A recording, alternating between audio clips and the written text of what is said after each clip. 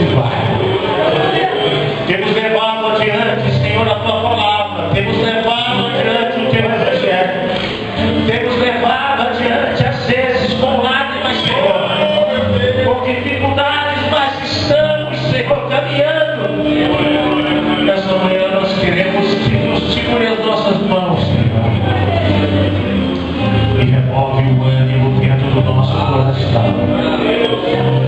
Que Tu refrigere a nossa alma, Senhor, como Tu fizeste com Davi, no Salmo 23, e que realmente nós possamos, Senhor, a cada encontro de pastores, ter o bálsamo renovando a nossa vida, e nos levando adiante, porque a seara é grande. Senhor, ajuda-nos, Senhor, de tal maneira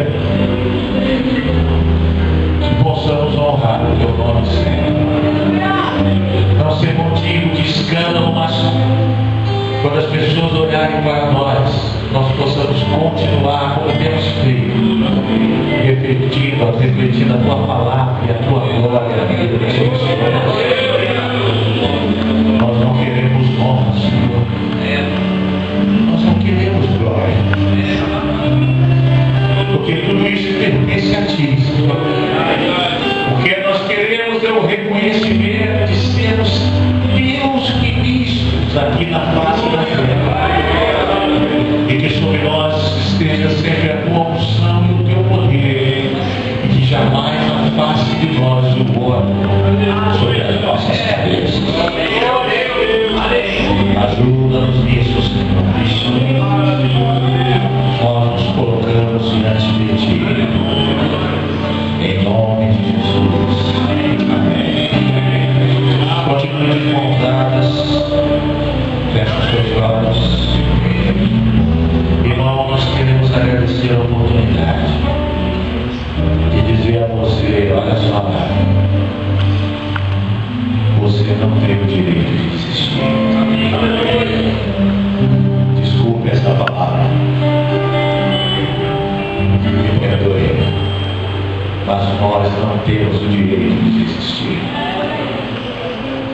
porque isso é uma honra, irmãos, nós sermos o que somos. Vamos levar adiante, vamos caminhar na direção proposta. Feche os seus olhos. Mi maior, Senhor,